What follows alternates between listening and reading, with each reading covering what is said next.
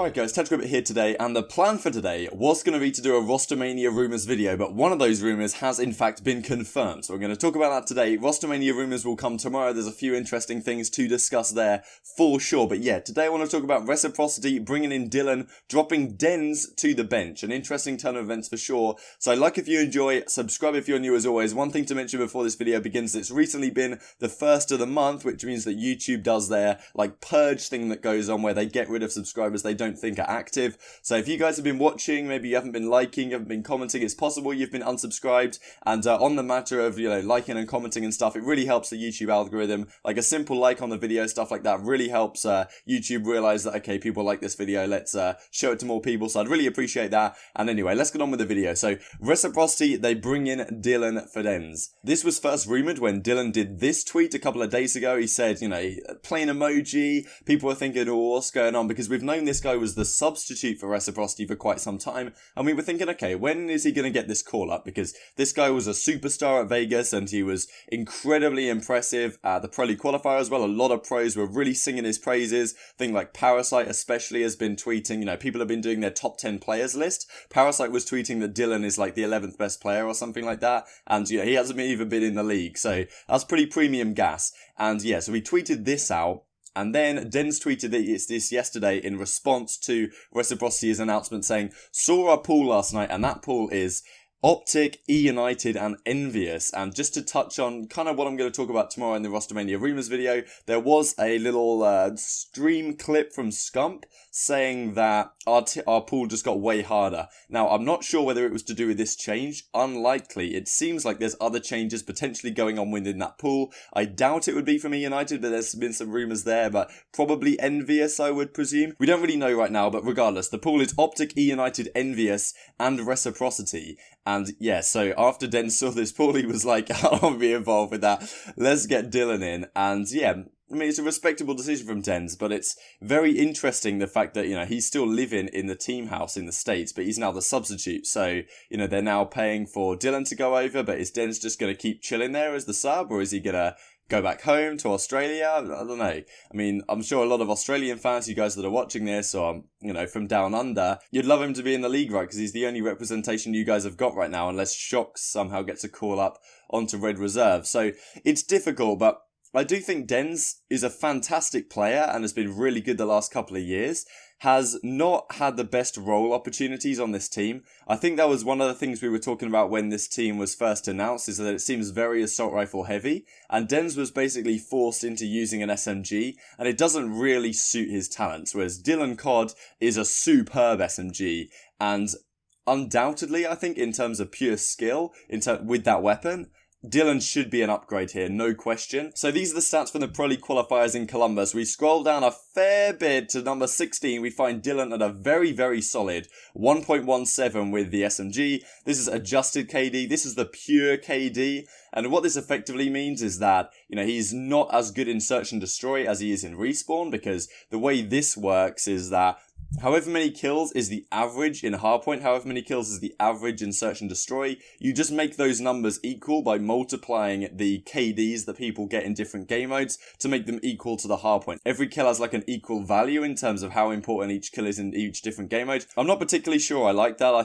think I prefer the normal KD, because if you have like a 10-in-1 game or something in Search and Destroy, it drastically, impacts on your adjusted KD. But yeah, so anyway, like 1.23 overall, really, really good stuff. And then this is from back at Vegas as well. We scroll down to a similar point, we find Dylan at a 1.15, which is super good considering he had an SMG. Hook was just above him here, and if you guys have watched this guy play, you know that he is probably the UK's next big talent in Call of Duty. This is his entire career so far. I remember watching him play on that Radix esports team because I was refereeing one of their matches at Birmingham, and they had like a cameraman or something that was saying, oh, these guys are making pools, like, this Dylan kid, he's like next level, something like that. Because I think at the time, he just turned 18, so he could actually play. And yeah, he was teaming with Louis CM, Jambo, and Trawley. Those guys of you who know the European scene, you'll know those names to some degree. Then he got on the Brash esports team for champs, managed to qualify, came top 24, pretty respectable.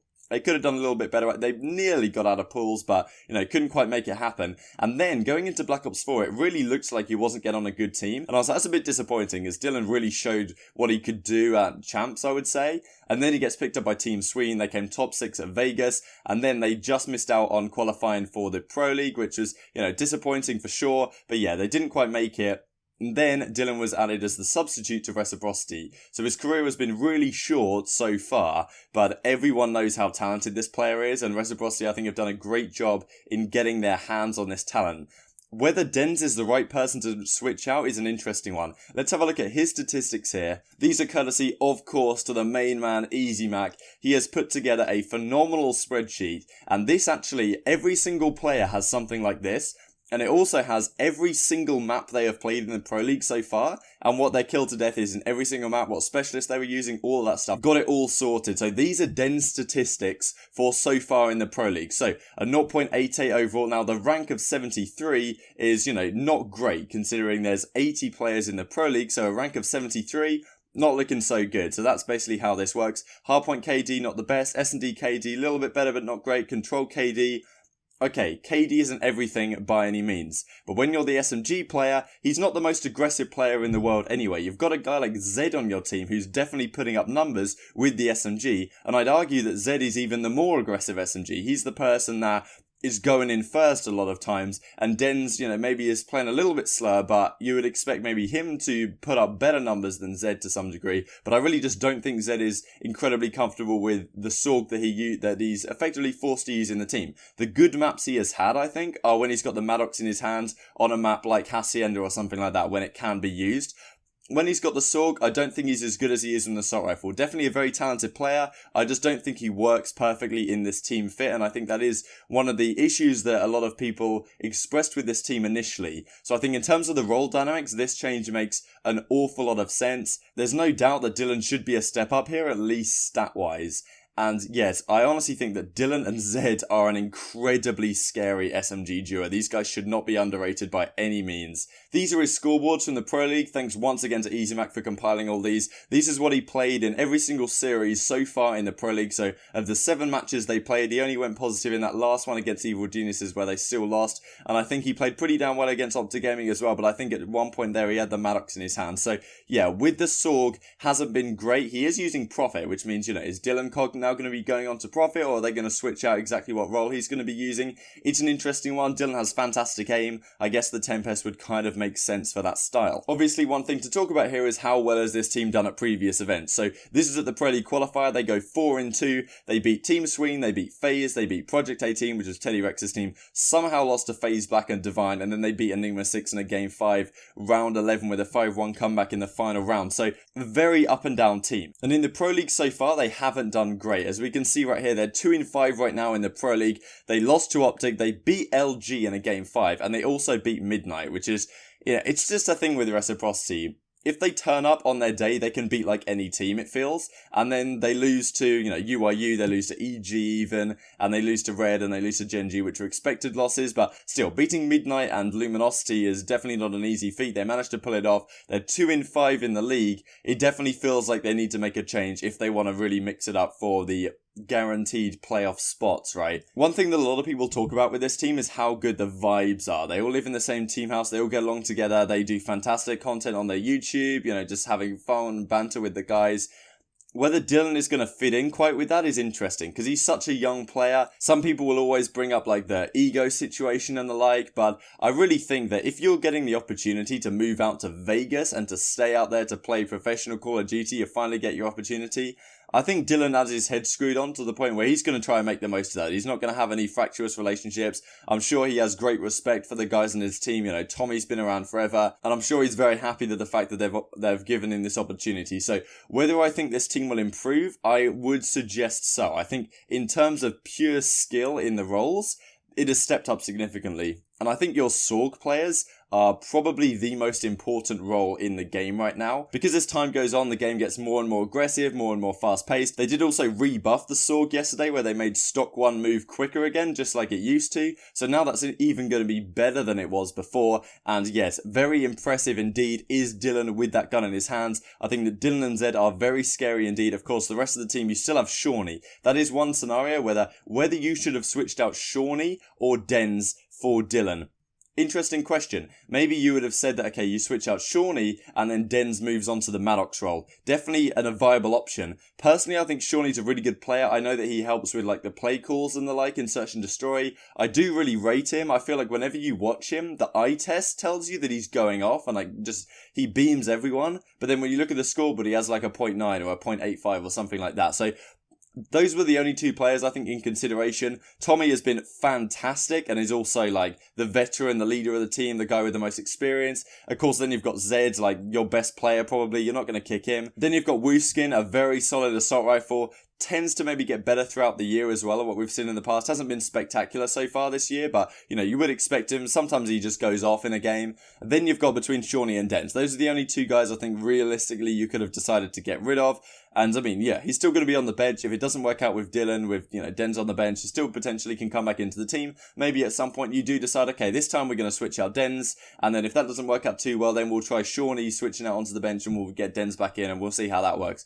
That's definitely an option. I think that either could be argued, whether Denz or Shawnee in that Maddox role is going to be better. I guess this time they decided to go for the simple 1-for-1 role swap. Okay, Denz is using the sub, let's get Dylan in for him, and we'll leave everything the same because, you know, there's no more time for practice on land before Fort Worth. You don't want to change up too much, I guess. So I suppose it does make sense just to do a simple 1-for-1 swap. So yeah, I hope you guys enjoyed. Like if you did, subscribe if you're new. Let me know your thoughts on this change in the comment section below. Will this improve Reciprocity? Will they even have a chance now to get out of the pool of death in Pool D with OpTic, EUnited and EnVy in there? It's still looking difficult, but this guy is a superb talent. The future of UK Call of Duty. So hope you enjoyed. Thank you guys so much for watching as always, and I'll see you next time. He's in our mid. Shit on. Oh my god. He's on a flag. Dead. Oh my god, I've just destroyed all of them. Get the re. Yeah, just get in there. Our flag is secure. Just gonna hold mid. Yeah, that's fine. Dropping A's on bomb. Cam beam and everything. Fire dead. Yeah, that's classic. Other one. Cabin? I don't see him. Oh, maybe close to me. I hear one on. I don't know. Good shit. Fire cut.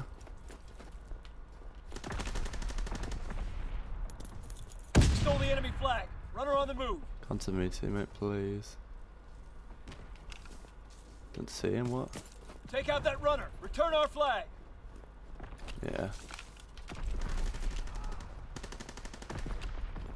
No. Hey, enemy flag drop. What's he doing, man? I've been shot in the back from you. Return There's our probably flag, another soldier. cap in it. Enemy capture our flag. Ah, Step it so up. tough. What?